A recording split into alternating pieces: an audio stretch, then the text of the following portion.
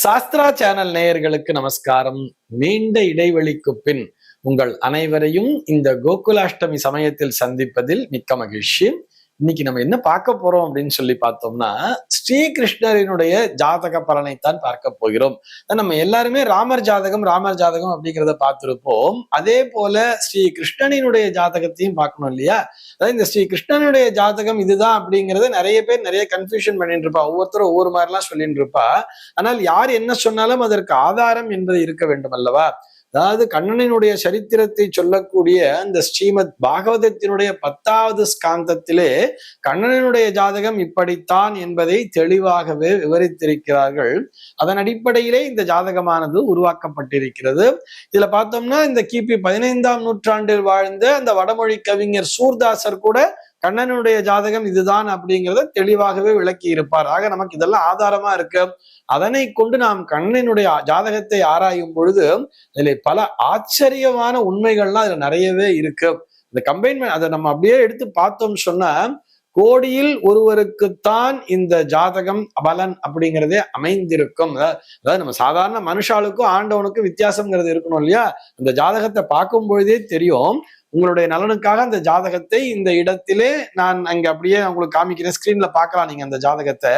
அதுல பாத்தீங்கன்னா ரிஷப லக்னம் ரிஷப ராசியிலே கண்ணன் பிறந்திருக்கிறார் அப்படின்னு சொல்றார். நம்ம எல்லாருக்குமே தெரியுமே, அவர் ராத்திரி 12 மணிக்கு தான் பிறந்தார்னு சொல்றா இல்லையா? ஆவணி மாதத்திலே அந்த நள்ளிரவு 12 மணி அப்படிங்கிறத பார்த்தோம்னா அது ரிஷப லக்னம் தான் வரும். அதுவும் கண்ணன் பிறந்தது ஒரு ரோகிணி நட்சத்திர காலம் அப்படிங்கிறது நமக்கு தெரியும். ஆக அதுவும் ரிஷபத்திலேயே வர்றது. ரிஷப லக்னம் ரிஷப ராசியிலே கண்ணன் பிறந்திருக்கிறார். அதுலயும் பார்த்தோம்னா இந்த ரிஷப லக்னத்துக்கு அதிபதி யாருன்னு பார்த்தோம்னா சுக்கிரன் லக்னாதிபதியாகவும் அதே ராசியாக இருப்பதால் அந்த ராசியாதிபதியாகவுமே இந்த சுக்கிரனே இருப்பதால் சுக்கிரன்னாலே அது ஒரு ஈர்ப்பு திறனை கொடுக்கக்கூடியதுன்னு தெரியும்.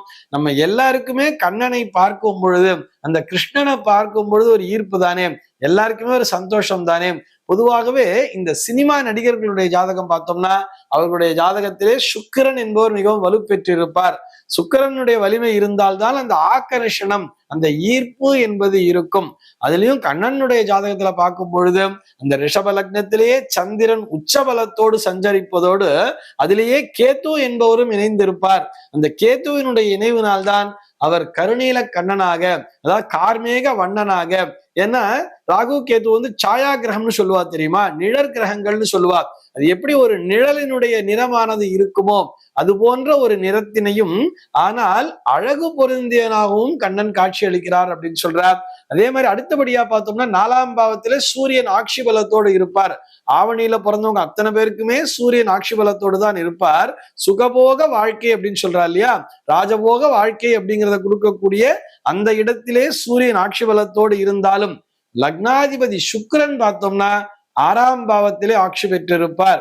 6ஆம் இடம் என்பது எப்பொழுதுமே போராட்டத்தை தரக்கூடியது. அப்படியே யோசிச்சு பாருங்களேன், கண்ணனுடைய வாழ்க்கையில அவன் வெளியில தான் சிரிச்சிட்டு இருப்பானே தவிர வெளியில எப்பொழுதுமே அவன் ஒரு போராளியாகவே தானே இருந்திருக்கிறார்.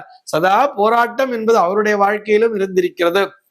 இவ்வளவு ஒரு மிகப்பெரிய அரண்மனையிலேயே அவர் ராஜாவுக்கு பிள்ளையா பிறந்திருந்தா கூட எங்க பிறந்தார்னு பார்த்தோம்னா சிறைச்சாலையிலே பிறக்கிறார். அதுவும் வளர்ந்ததெல்லாம் எங்கன்னு பார்த்தோம்னா அது ஒரு பிருந்தாவனம், அதாவது நம்ம அந்த நந்தகோபனுடைய வீட்டுல தானே, அந்த மாட்டு தொழுவத்திலே தானே போய் வளர்றார் அப்படின்னே நம்ம சொல்றோம். ஆக அவர் ராஜபோக வாழ்க்கையினை உடையவராக இருந்தாலும் கூட சதா போராட்டம் என்பதும் அவர் கூட தொடர்ந்து கொண்டே இருக்கிறது. அதே மாதிரி பார்த்தோம்னா இந்த தர்ம கர்மாதிபதினு சொல்லுவா. தர்மஸ்தானம் என்பது 9ஆம் இடம், 10ஆம் இடம் என்பது சனி. அந்த 9, 10க்கு அதியான சனியானவர் தர்ம கர்மாதிபதியான சனி இந்த லக்னாதிபதி மற்றும் ராசியாதிபதியாகிய அந்த சுக்கிரனோடு போய் சேர்ந்திருப்பதால் தர்ம சம்ரட்சணத்திற்காக தர்மத்தை காக்க வேண்டும் என்பதற்காக சதா போராடி கொண்டே இருந்திருக்கிறார். தர்மத்தின் வாழ்வுதனை சூது கவ்வும் ஆயினும் தர்மமே வெல்லும் அப்படிங்கிறத நம்ம எங்க படிச்சிருக்கோம்? அரசியல்வாதியினுடைய மீட்டிங்ல இல்ல, எங்க படிச்சிருக்கோம்னு சொல்லி பார்த்தோம்னா இது மகாபாரதம் சொல்லக்கூடிய உண்மை. இதைத்தான் அரசியல்வாதிகள் பயன்படுத்தி கொண்டிருக்கிறார்கள் இந்த வார்த்தையை. ஆக அந்த தர்மம் தான் ஜெயிக்கணும் அப்படிங்கிறதுக்காகத்தானே தன்னுடைய போராட்டத்தை தொடர்ந்து கொண்டிருந்தார் கண்ணன் அப்படிங்கிறத பார்க்கலாம். 7ஆம் பாவத்துல பார்த்தோம்னா ராகுங்கிற கிரகம் உட்கார்ந்து இருக்கும். 7ஆம் இடம் என்பது மக்கள் தொடர்பினை குறிக்கும். சிறிய வயதிலிருந்தே பார்த்தோம்னா அவருக்கு நண்பர்கள், நட்பு வட்டம்ங்கிறது அதிகமாகவே இருந்திருக்கு. கோபிகா ஸ்திரீகள் ஆகட்டும், அதே போல தன்னுடைய பால்ய சிநேகிதர்களை கூட அவர் மறக்காமல் கடைசி வரை நட்பு பாராட்டி கொண்டே இருந்தார் அல்லவா. மக்கள் தொடர்பு, கண்ணனை சுற்றி எப்பொழுதுமே ஒரு கூட்டம் என்பது இருந்து கொண்டே இருந்தது அப்படின்னு சொன்னா அதற்கு காரணம் 7ஆம் இடத்திலே ராகு உச்சபலம் பெற்றதுதான். எதற்காக இந்த நேரத்தில் நான் இதை வலியுறுத்தி சொல்கிறேன்னு சொன்னா, 7ல ராகு உட்கார்ந்தா தோஷம், கலத்திர தோஷம், இது ஏதோ கடுமையான தோஷம் வந்துருச்சுங்கிற மாதிரிலாம் தப்பா சொல்லிட்டு இருக்கா இல்லையா, அப்படி எல்லாம் இல்லைங்கிறதுக்காகத்தான் சொல்ல வரேன். அதே மாதிரி பார்த்தோம்னா 9ஆம் பாவத்திலே செவ்வாயானவர் அமர்ந்திருப்பார். அதாவது 12ஆம் இடத்துக்கு அதிபதியான செவ்வாய் 9லே போய் அமர்ந்ததுனால என்ன ஆகுதுன்னு பார்த்தோம்னா, ஒரு இடத்துல மட்டும் அமர்ந்திருக்காம சதா சஞ்சரித்து கொண்டே இருப்பது போல் அவருடைய வாழ்க்கையானது அமைந்து விட்டது.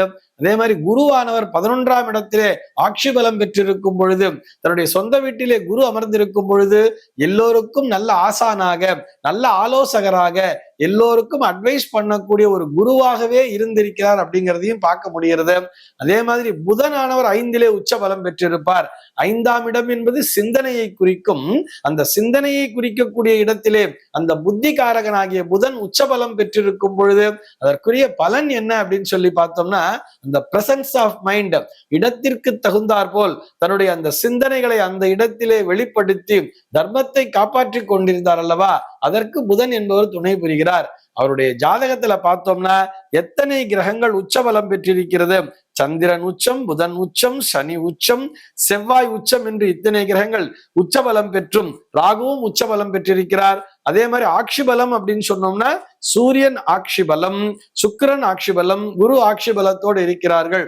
மொத்தம் இருக்கக்கூடிய 9 கிரகங்களிலே 8 கிரகங்கள் முழுமையான பலத்துடனும் ஒரே ஒரு கிரகமாகி அந்த கேத்து மட்டும் நீச்ச பலத்துடனும் அமர்ந்திருக்கிறது. இந்த மாதிரியான ஒரு ஜாதக அமைப்பு கோடியிலே ஒருவருக்கு தான் இருக்கும். அது நம்முடைய கிருஷ்ணனுக்கு அமைந்திருக்கிறது. ஆக இந்த ஜாதகத்தினை வீட்டிலே வைத்து பூஜித்து வாருங்கள்.